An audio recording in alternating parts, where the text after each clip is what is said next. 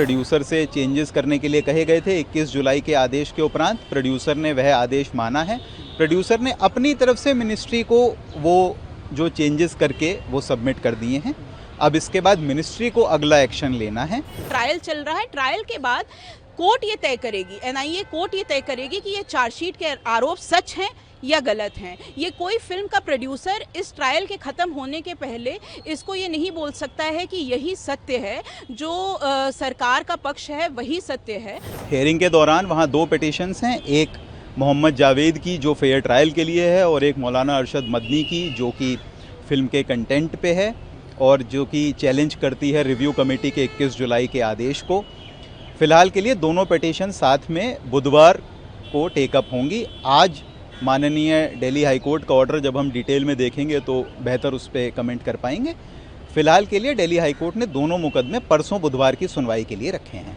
Sir, सुनवाई के दौरान जो चीफ जस्टिस ऑफ दिल्ली छोटा सा सवाल पूछा जिसे वकीलों ने कई तरह से उलझाने की कोशिश की कि क्या नया सर्टिफिकेट इशू हुआ है या नहीं। उसको सीधे से जवाब, एक सवाल पूछा गया था उसका सीधे से जवाब नहीं दिया जा रहा था। आप क्या कहना चाहेंगे इस पर? प्रोड्यूसर अपनी तरफ से जो कर सकते थे वो कर चुके हैं। प्रोड्यूसर से चेंजेस करने के लिए कहे गए थे 21 जुलाई के आदेश के उपरांत। प्रोड्यूसर ने वह आदेश माना है। प्रोड्यूसर ने अपनी तरफ से मिनिस्ट्री को वो जो चेंजेस करके वो सबमिट कर दिए हैं। अब इसके बाद मिनिस्ट्री को अगला एक्शन लेना है। फ्रेश सर्टिफिकेट आएगा या फ्रेश किसी प्रकार से कोई और उसमें अप्रूवल आएगी, वह मिनिस्ट्री का लुकआउट है। हमारी तरफ से, प्रोड्यूसर की तरफ से जो किया जा सकता था, चेंजेस करने थे, प्रोड्यूसर ने वो चेंजेस करके मिनिस्ट्री में सबमिट कर दिए हैं। सुनवाई के दौरान हाईकोर्ट ने ये पाया, माननीय हाईकोर्ट ने बोला कि चूंकि ये 21 जुलाई को ये मिनिस्ट्री ने, सरकार ने एक निर्णय दिया था जिसमें कहा गया था प्रोड्यूसर्स को कि वो 6 और चेंजेस करें अपनी मूवी में और जो डिस्क्लेमर दे रहे हैं उस डिस्क्लेमर को भी चेंज करें। लेकिन इस निर्णय के बाद ये प्रोड्यूसर्स ने फिर से एक एप्लीकेशन दे के ये दिखा के कि इन्होंने ये सारे चेंजेस एक्सेप्ट कर लिए हैं और उसके बाद सीबीएफसी ये देखेगी और फ्रेश सर्टिफिकेशन देगी। तो ये फ्रेश सर्टिफिकेशन अभी तक मिला नहीं है और कानूनन जब तक सीबीएफसी का सर्टिफिकेट नहीं मिल जाता है, नया सर्टिफिकेट नहीं मिल जाता है, मूवी वैसे भी रिलीज़ नहीं हो सकती है।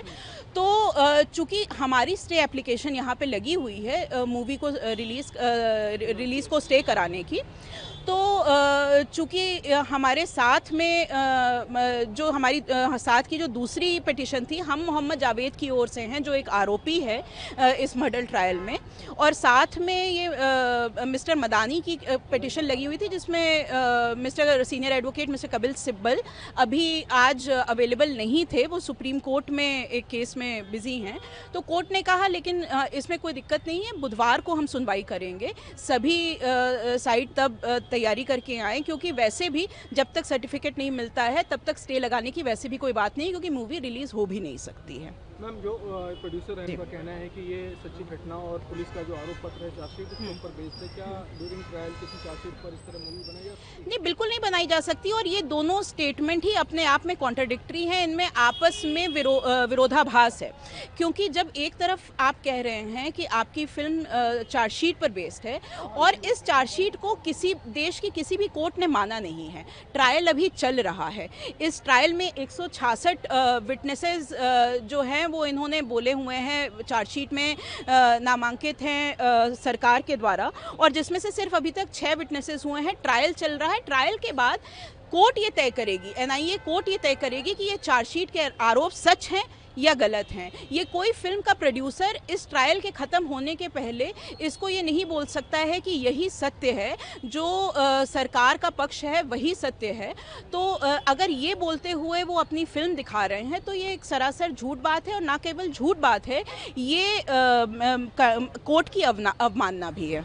मैम, क्या आपको लगता है कि अगर फिल्म क्लाइंट है मोहम्मद जावेद जो आरोपी है, क्या उसे भी कोई खतरा हो सकता है? जी बिल्कुल, क्योंकि मैं आपको बताना चाहूँगी कि मेरे क्लाइंट को माननीय राजस्थान उच्च न्यायालय ने बेल दी हुई है, ये कहते हुए कि चार्जशीट में मेरे खिलाफ जो भी बयान है उनसे ये नहीं दिख पा रहा है कि जो सबूत चाहिए होते मेरा लिप्त होने के लिए वो नहीं है, चार्जशीट से वो नहीं निकल के आ रहा है। और इसके कारण मैं ऑलरेडी बेल पे हूँ।